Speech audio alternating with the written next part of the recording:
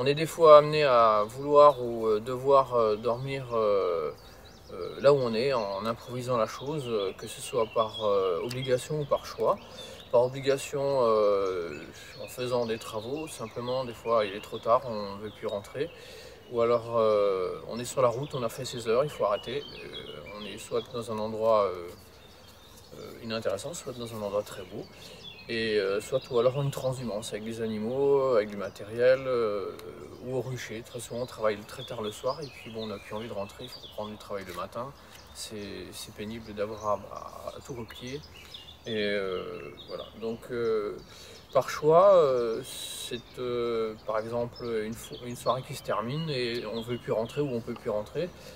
Ou alors on se trouve dans un bel endroit qu'on n'a pas envie de quitter, on se trouve avec des gens euh, incroyables et puis on ne veut pas que ça s'arrête, donc on reste et puis à un moment la nuit tombe. Et puis il est bien de savoir un petit peu s'installer et puis continuer la chose, quoi. Alors le bivouac d'une manière générale ne s'improvise pas parce que si on n'a pas un minimum de connaissances et de matériel, ça se termine par une nuit blanche ou une hypothermie, voire les deux, et ça peut être extrêmement critique. Pour réussir un bon bivouac, il faut deux critères. D'abord un confort absolu et ensuite trouver le plaisir. Un confort absolu, il faut pouvoir donc dormir. Moi il m'est arrivé étant adolescent de dormir par -20 dans les tempêtes de neige et on dort très très bien quand on a un tout petit matériel. Moi j'avais des vieux sacs, très très vieux sacs en duvet, une tente qui valait rien du tout et quand on sait la protéger et l'installer, on dort paisiblement. Le matin la tempête s'est calmée, il y a 30 cm de neige partout, il fait horriblement froid mais on a bien dormi.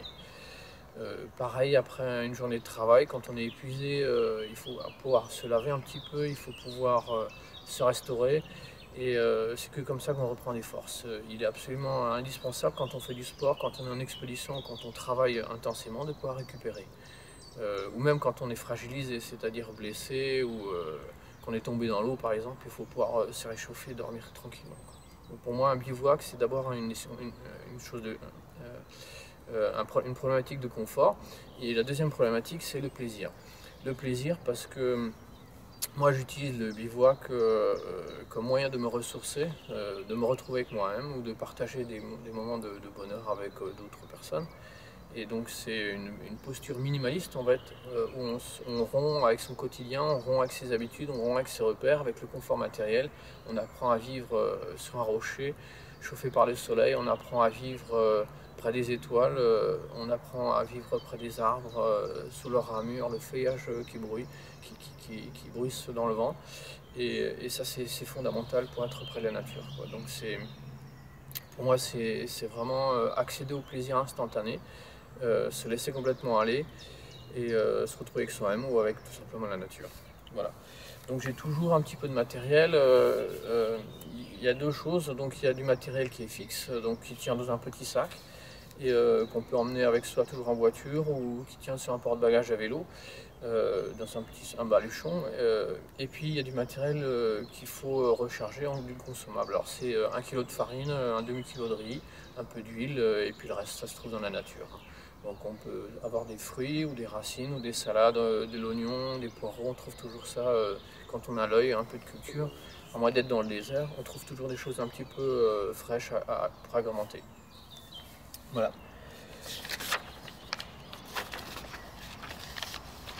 L'intérêt du bivouac, c'est que ça permet aussi de passer inaperçu, ça permet des choses absolument incroyables. On peut dormir, moi j'ai dormi dans des endroits absolument interdits, hein, bon je n'incite pas à le faire, mais quand on sait être absolument invisible et ne jamais laisser de traces, ni de déchets, ni quoi que ce soit, on peut se permettre des choses très intéressantes. Que ce soit dans les parcs naturels ou dans les sites, on va dire, remarquables. Quand on s'inscrit dans la nature et on respecte la nature, c'est des choses qui sont envisageables. Évidemment, il ne faut pas inciter la chose, mais quand on ne sait pas le faire, quoi. Et deuxième chose, le bivouac, bien que ça soit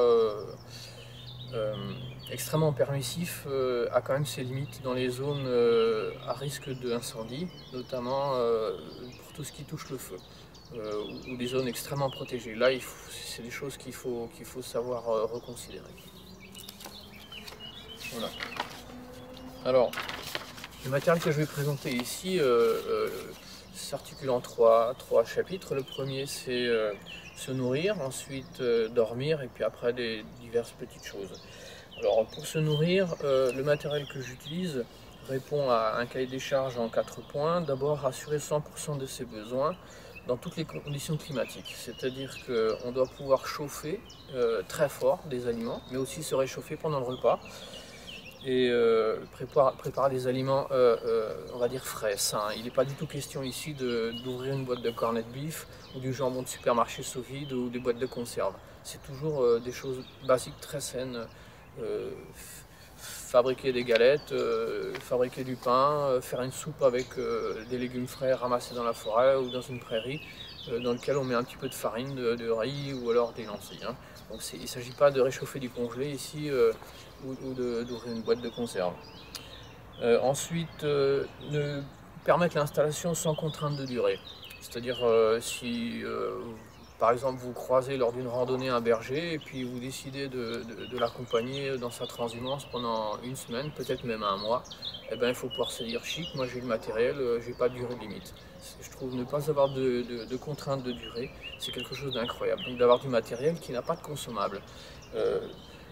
Les deux exemples auxquels je pense, c'est le camping-gaz par exemple, c'est bien le camping-gaz, mais quand vous avez vidé votre cartouche, ben, il n'y a plus de gaz, c'est un problème. Ensuite, tout ce qui est batterie, que ce soit pour les lampes de poche ou autre, pour moi c'est impensable de dire bon ben j'ai plus de batterie, je peux plus lire, je peux plus rien faire. Quoi. Donc excite tous ces consommables là.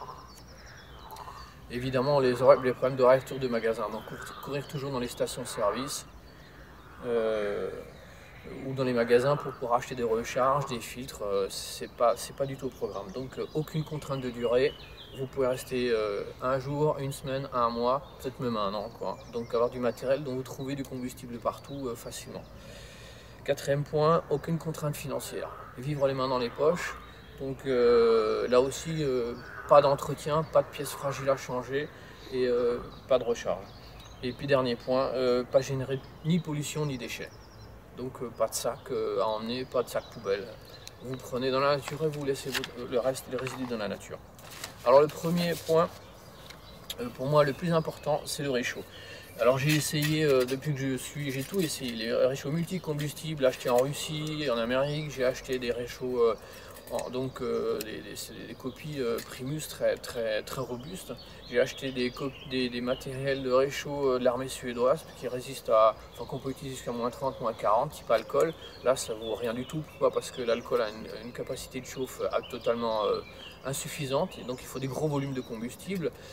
Ça chauffe lentement et puis surtout il faut avoir de l'alcool. Moi j'ai pas d'alcool, je prends des choses dans la nature par terre et il faut que ça serve. Le camping-gaz c'était vraiment de loin le plus intéressant parce que c'est très petit, il n'y a pas d'odeur, dans une zone à risque d'incendie on peut encore quand on est très prudent l'utiliser. C'est pas forcément ni autorisé ni souhaitable pour tout le monde si on ne sait pas le faire, mais c'est propre et vraiment c'est vraiment bien. Le problème c'est quand la cartouche est vide, c'est pas intéressant et en avion vous emmenez rien du tout.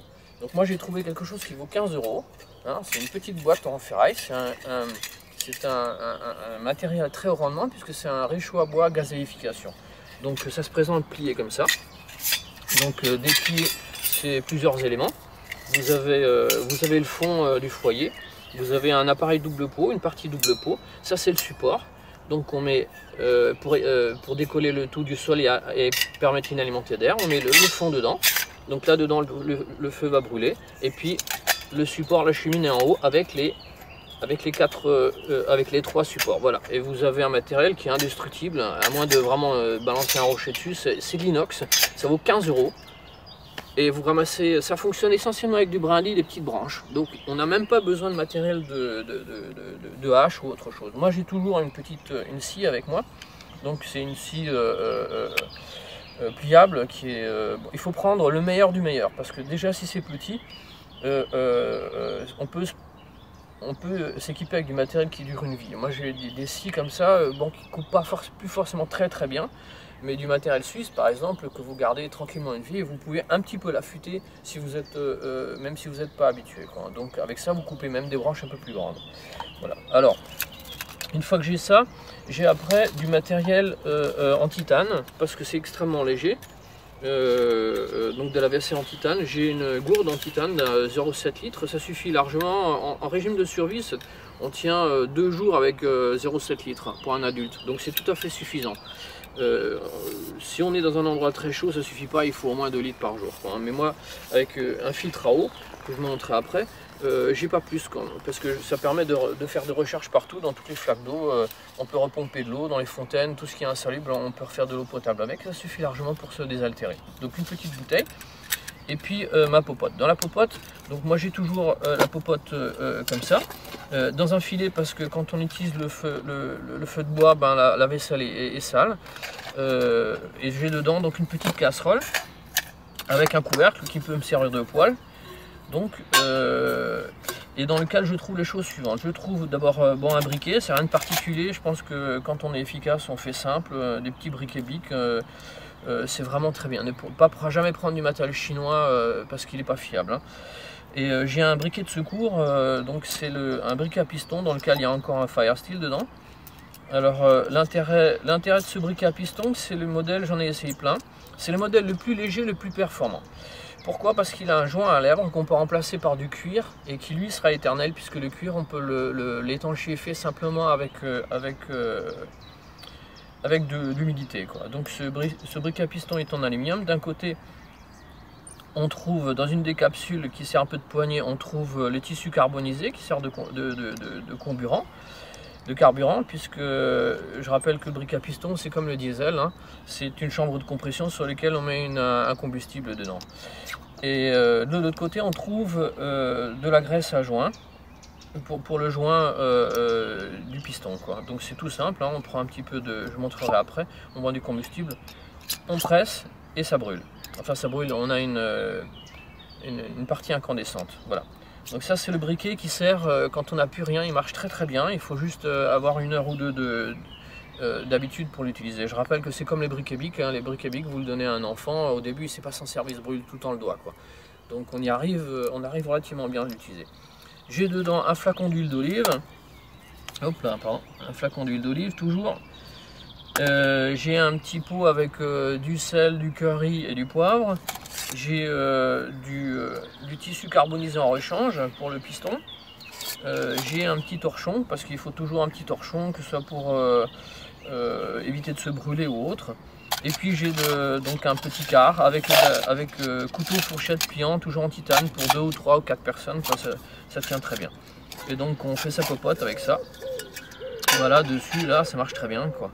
Et on tient un temps infini. Moi je partais en Finlande, j'ai fait toute l'Europe en stop ou en vélo pendant des mois. J'ai dû avoir 1,5 kg de semoule avec moi, 1,5 kg, pratiquement 2 kg que je recomplétais un peu de riz, et puis tout le reste je ramassais dans la nature.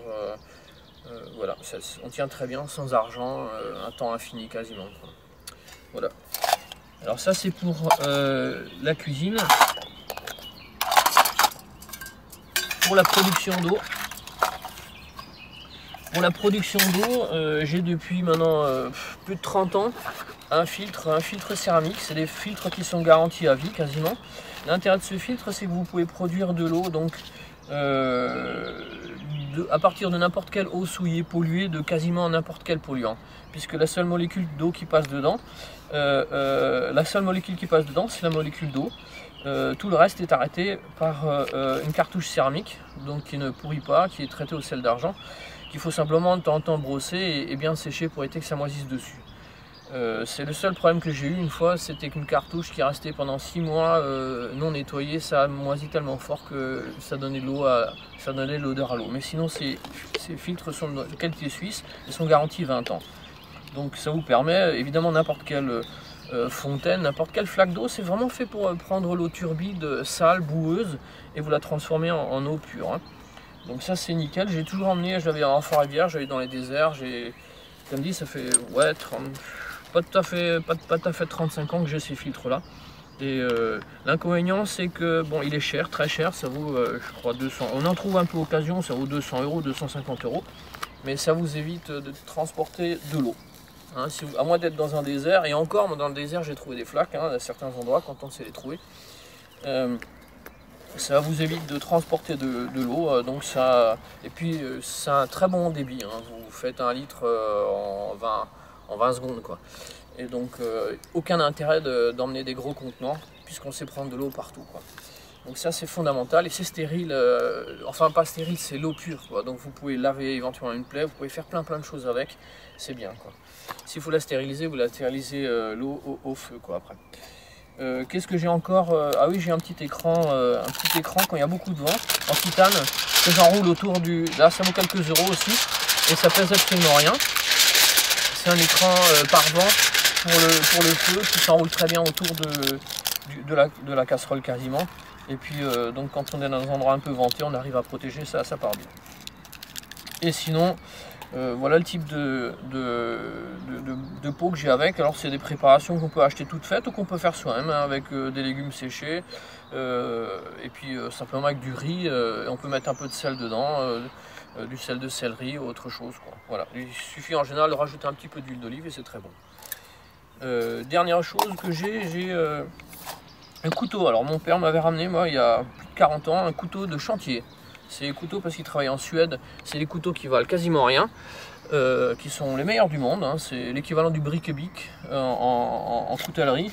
C'est des couteaux en lame carbone qui sont totalement indestructibles. Moi j'ai appelé ça des couteaux à couper du béton. Évidemment ça ne coupe pas du béton, mais vous pouvez l'affûter sur une pierre n'importe où quoi. Alors l'étui c'est du plastique, hein. J'en ai toujours eu des couteaux comme ça vaut 15 ou 20 euros. C'est d'une dureté incroyable. La lame est d'un tranchant terrible. L'inconvénient c'est que bon, c'est une lame carbone, donc ça donne un petit goût aux aliments des fois, mais vous pouvez tout couper avec. C'est vraiment, vous êtes tranquille. Je pense pas pouvoir casser un couteau comme ça si vous n'êtes pas musclore. C'est un couteau qui vous survivra tranquillement quoi. Donc c'est pas d'histoire, c'est pas des couteaux de Rambo, c'est simplement des couteaux pour travailler, couper un aliment tranquillement quoi. Pour couper du bois avec, vous pouvez tout faire hein. Avec un caillou et ce couteau vous pouvez fendre des bûches quoi, hein. Vous pouvez vraiment tout faire. Donc voilà, c'est pour pas se prendre la tête, couteau pas cher. Voilà, donc ça c'était pour préparer l'alimentation. Donc le poêle à très haut rendement, très peu de fumée. Il s'allume très vite, beaucoup plus rapidement. Il est beaucoup plus rapide qu'un feu, hein. Vous avez besoin de 20 à 30 fois moins de bois et surtout des brindilles avec des petites branches sèches. Vous faites un feu très rapide quoi. Moi je trouve ça va très bon, très bien, avec des pommes de pin. Voilà. Chapitre suivant, l'éclairage. C'est bien de pouvoir quand on est entre amis faire un petit feu. Alors on verra que le réchaud à bois à gazéification sert aussi de torche, c'est très intéressant. Mais sinon, moi en tant qu'apiculteur j'ai beaucoup de cire et j'en ai ma claque des bougies, des lampes. Je suis tout le temps dehors et j'ai toujours des lampes qui ont les batteries à plat. Donc c'est quelque chose qui me gâche tout le plaisir en bivouac. Donc en tant qu'apiculteur, comme j'ai de la cire, j'ai fait des trucs avec des bougies. Alors on trouve 2 types de bougies. La plus intéressante, c'est l'éclairage à la bougie, c'est une lanterne. C'est une lanterne qui s'appelle... on mettra les références après. C'est une lanterne en laiton. L'inconvénient c'est qu'elle est un peu lourde. Elle fait près de 400 grammes. Donc elle se déplie. Voilà. Pour l'allumer c'est très simple. Vous ouvrez en haut là, il y a un petit trappe. Moi c'est tout sale parce que je mets de l'encens dessus. Voilà. Voilà, vous l'ouvrez, vous pouvez la rabattre dedans. Donc c'est protégé par du verre, même par le pire des vents. Vous pouvez la promener quoi. Donc vous la repliez pour l'allumer la bougie. Et hop là. Voilà, vous allumez la bougie là et après vous refermez là tranquillement. S'il pleut c'est à l'abri et vous avez une lanterne qui tient très bien hein. Elle est vraiment et l'éclairage est de très grande qualité. La hauteur du verre permet un très bon éclairage et si vous voulez augmenter l'éclairage, il existe chez un concurrent des petits abat-jours que vous pouvez mettre, abat-jours en inox, voilà, que vous pouvez mettre tout simplement sur la partie supérieure, voilà, et qui augmente, donc ça rabat toute la lumière vers le bas, et ça c'est vraiment bien. Donc ça vous le suspendez à un arbre, n'importe où, et vous avez un éclairage encore plus puissant. C'est pas du tout anecdotique, hein. Comme éclairage, ça permet de lire, peut-être pas toute sa vie, mais ça permet de lire, d'écrire, ça permet de faire plein de choses comme ça, travailler tranquillement, et en promenade ça va. Alors quel est l'inconvénient de cette lampe? Évidemment c'est toujours la durée de vie, même si je dis que j'ai le combustible pas cher. Ce modèle là utilise des bougies standards de 10 cm de long qu'il faut recouper. Une bougie comme ça vous tient à 9h, 9h, 10h. Moi ça me fait, avec une qualité particulière. Si vous prenez la bougie bas de gamme, elle vous tient peut-être 2 heures, pas plus quoi. Donc il faut prendre une bougie en cire naturelle que vous faites vous-même ou en longue durée, 9 heures.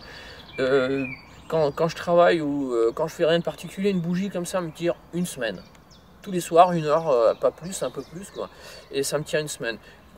En vacances, quand on papote, on met ça en début de soirée jusqu'en fin de soirée. Il me faut 2 bougies comme ça pour une semaine. Donc c'est tout à fait correct. L'inconvénient évidemment d'avoir des bougies, c'est que ça chauffe très fort là. Si ça se renverse, il n'y a quasiment pas de risque d'incendie si le verre n'est pas cassé. Je n'ai pas encore cassé de verre, voilà. Alors comment ça marche, ces lanternes, moi j'ai allumé et j'ai éteint les lanternes par ici, c'est tout simple. Il y a en fait un système qui pousse la bougie et au fur et à mesure qu'elles fond, elle est toujours repoussée vers le haut. Donc ça c'est bien, même quand en cas de choc, le ménisque de cire liquide là ne part pas. Et on a toujours un bon positionnement de la mèche, c'est excellent quoi. Donc c'est du matériel qui tient très bien. C'est vraiment extraordinaire. Je pense pas qu'on puisse faire mieux que cette lampe. Elle est vraiment d'une chaleur très intéressante quoi. Et on peut mettre de l'encens dessus pour si on veut donner une petite odeur. Hein. Voilà. Alors pour ceux qui ont... elle coûte un petit peu plus cher que le matériel standard. Pour ceux qui n'ont pas trop de place et un peu moins de budget, il existe chez Uco, on trouve ça partout. Ça c'est qualité américaine, vraiment déplorable. Mais un petit matériel, ça vaut 15 €, environ une micro lanterne à bougie, mais en aluminium, donc très légère, repliable, donc c'est beaucoup plus petit et moins que la moitié du poids de l'autre. Donc elle se déplie comme ça, vous voyez, et on peut la suspendre. Là aussi, hein, je mets mon encens dessus. Et ça marche très bien. Et le principe est le même. Donc on a du verre Pyrex. En bas, on a là, vous voyez, comme c'est américain, ça casse. C'est comme les voitures américaines, elles doivent être données gratuitement quoi. Hein. Donc on a une partie supérieure qui tient une petite bougie à thé. Et puis dans le socle, on a encore une autre bougie dedans. Hein. Voilà, on a une petite bougie, et ça c'est des bougies que je remplis moi-même, vous voyez, donc je récupère la capsule là, le support à mèche, je mets une mèche dedans et je refonds avec de la cire à bougie quoi. Donc ça me donne, et une petite bougie comme ça dure, je crois qu'il y a des modèles qui durent 9 heures aussi, hein. Donc une bougie 9 heures, donc avec 2 petites bougies là, vous avez tranquillement de quoi passer une petite semaine quoi, et c'est tout petit. Et l'éclairage est à peu près la moitié, peut-être la moitié de l'autre. Donc c'est pas nul, hein, c'est pas mal. Ça permet un balisage, ça permet peut-être pas une lecture, c'est peut-être un peu faible. On peut pas mettre le paravent dessus, là, le rabat, le bas-jour. Mais c'est tout à fait correct. Hein. J'ai trouvé ça très agréable quand on est seul.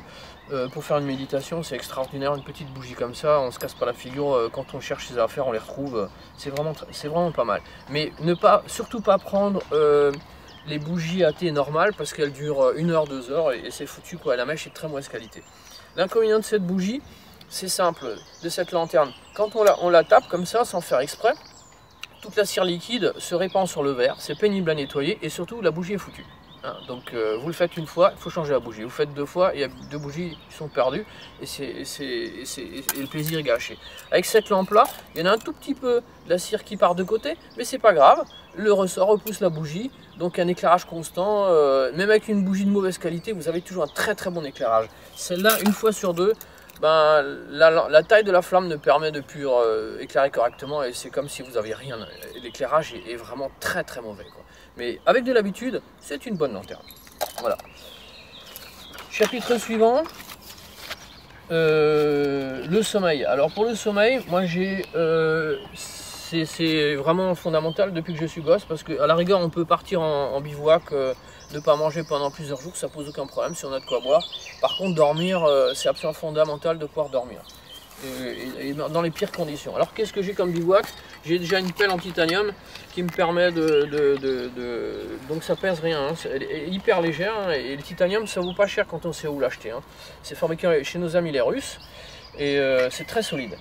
Alors j'ai sinon, une fois que j'ai fait mon terrain, j'ai un carimat, donc un matelas de mousse comme ça. Moi je suis absolument contre les matelas gonflables, même auto-gonflables. J'en ai fait malheureusement une fois l'expérience d'un matelas à la con comme ça, qui s'est crevé à un endroit où on ne peut pas le réparer. Alors je peux vous dire que acheter un truc comme ça qui part directement à la poubelle, ça m'a pas trop amusé. Alors que depuis que je suis gosse, j'ai ces matelas en mousse qui font quelques millimètres d'épaisseur. Ils sont absolument confortables quand on prend la précaution de mettre un peu de feuilles mortes, un tapis d'herbe en dessous, et indestructible. Donc je vois vraiment pas pourquoi on inventerait quelque chose de plus performant que ça, quoi. C'est indestructible ce truc. Moi j'ai des tapis en mousse qui ont 20 ans, 30 ans et qui ont servi des étés entiers à toute la famille. On faisait des batailles avec et c'est vraiment très durable. Après on a un sursac. Deuxième chose fondamentale, on a un sursac de l'armée. Ça vaut à peu près 30 € au cas. C'est en tissu perspirant, il peut pleuvoir dessus. Il peut avoir... Moi je dormais avec mes sacs de couchage recouverts de neige, donc sans tente. Hein. Je rappelle que le bivouac, il n'y a pas de tente. Hein. Je vois pas du tout l'intérêt de dormir dans une tente, autant rester chez soi, quoi. Donc je dormais couvert de neige, hein, 5-10 cm de neige sur le sac de couchage, ça pose aucun problème. Et là vous pouvez dormir, il y a de la boue dessus, la rosée ne rentre pas dedans, vous êtes toujours au sec. C'est du Gore-Tex, donc l'humidité sort, l'eau ne rentre pas. Et puis dedans un sac de couchage. Alors pour le sac de couchage, moi pendant des années, quand je prenais la route, hein, j'étais étudiant, j'avais des sacs de couchage en duvet qui avaient déjà 20 ou 30 ans de scoutisme derrière eux, que j'avais déjà eu gratos de la famille. Et ces sacs de couchage là n'avaient vraiment plus aucune performance. Quand vous prenez deux sacs de couchage en duvet et que vous les mettez l'un dans l'autre, vous obtenez un sac de couchage qui vous permet de dormir jusqu'à -15, -20. C'est des choses que j'ai fait, que j'ai pratiquées et pendant des années, quoi. Donc le chapitre sac de couchage, moi j'invite les gens à ne pas mettre de l'argent dans les choses qui ne valent pas la peine et qui vieillissent mal. Acheter des sacs si possible en duvet parce que c'est écologique, et si ils sont trop froids, mettez-en deux l'un dans l'autre et ça va très bien. De toute façon, le principe des sacs performants, c'est justement d'avoir plusieurs couches, plusieurs chambres avec des joints décalés et des lèvres sur les couvertures, en prenant deux sacs de couchage en duvet pas cher, des vieux. C'est exactement ce qu'on a. L'inconvénient de ce bricolage, c'est que ça prend beaucoup de volume. Deux sacs en duvet, c'est quand même, ça vous remplit facilement un gros sac à dos, quoi. Voilà, donc, et puis dernier détail, un sac à viande dedans. Parce qu'on n'a pas toujours la possibilité de se laver correctement, ou le temps, ou l'envie. Et pour pouvoir garder dans la durée une bonne hygiène, il faut se changer, pas dormir avec ses habits de jour. Et quand on a transpiré ou autre chose, hein, quand on a une vie, une couple, le sac de couchage ne pouvant être lavé, il faut absolument avoir un sac à viande. Un sac à viande en coton, c'est très bien. Vous le lavez autant de fois que vous voulez. Et ça garantit un bon sommeil, un sac propre. Et c'est toujours agréable de dormir dans un sac propre. Et puis le duvet, lui, il reste très longtemps comme ça. Voilà. Une bâche, on trouve des bâches pour quelques euros, hein, c'est des bâches des taux, hein, donc 3 x 2 mètres. Hein. C'est des simples bâches avec des œillets qui permet, si vraiment il pleut trop, d'abriter tout le matériel, de pouvoir bouquiner aussi, parce que c'est pas juste des fois le sac de couchage qu'il faut abriter, on veut se changer, on veut se laver, et c'est bien d'avoir une petite bâche. Et puis des piquets, on trouve aussi des piquets en titanium, alors il en faut 4, une grosse pelote de ficelle, ça permet de sécher son linge, ça permet de faire un petit écran si on ne veut pas être vu. Hein, si on a des dames notamment, des piquets en titane, c'est vraiment bien ça, mais des costauds, prenez pas des aiguilles, prenez des trucs qui sont indestructibles, ça peut servir pour plein de choses. Voilà. Et ensuite pour le campement, j'ai encore au chapitre d'hiver 2-3 choses. J'ai toujours un sac en tissu, ça permet de ramasser des châtaignes, des champignons, hein, sinon on est toujours obligé de prendre toutes les récoltes dans les pulls, dans les poches, et ça va pas. Un ou deux sacs, ça permet de ramasser tout ce qu'on veut. Voilà, et un panneau solaire. Ça c'est un petit panneau solaire parce que les téléphones portables, que ce soit pour le travail, les appareils photo, ou quand on est dans les zones à incendie, il faut des lampes, des petites lampes LED, hein, quand on ne peut pas faire de feu. Alors moi j'ai trouvé un panneau solaire qui fait je crois 16 watts. Et qui se déplie. Et alors on peut le mettre n'importe où. Moi je l'accrochais sur mon sac et dedans on a une petite pochette derrière. On a deux prises de chargeur et on met le téléphone, on connecte le téléphone portable, on le met dedans, on le ferme et puis on l'accroche comme ça et ça marche très très bien. Alors ce qu'il faut savoir plusieurs choses. C'est que quand on le balade, il a un rendement de 10%. Parce que le dernier panneau, et souvent aux heures de midi, on arrive à orienter bien les panneaux supérieurs, mais le panneau inférieur, il n'est pas exposé. Et vous pouvez faire ce que vous voulez, mais arriver en plein désert, en Afrique, d'avoir 8 heures de marche et mes appareils toujours pas chargés. parce que le dernier panneau n'est pas bien orienté et on n'arrête pas de bouger. C'est comme ça, donc comptez 10% de rendement, vraiment mauvais. Alors qu'en 2 heures de panneau posé au sol, bien orienté, vous rechargez n'importe quel appareil avec un 16 watts. Un 16 watts, hein. Ne prenez pas un 7 watts. Le 7 watts, c'est la tension normalement d'une prise USB, c'est tout à fait suffisant. Mais mon expérience prouve que il faut prendre beaucoup plus pour arriver à exploiter donc en itinérance ou quand on a un sol semi-couvert, quand on veut exploiter le soleil, quoi. Ça suffit pas. 16 watts, c'est le minimum. Donc celui-là est de bonne qualité. L'inconvénient, c'est qu'il est noir, donc il chauffe un peu trop, donc ça va dire une perte de rendement un petit peu de panneau solaire. Il faut le protéger, quoi. Les mousquetons, moi ce que je conseille, c'est de balancer ces mousquetons qui sont d'extrêmement mauvaise qualité et d'en mettre plus. Il faut 6 à 8 mousquetons en général pour une pochette, parce que vous n'arrêtez pas de le déplacer, vous n'arrêtez pas de le suspendre dans plein d'endroits. 4, c'est un peu limite, parce qu'il faut tout le temps les défaire, c'est pénible.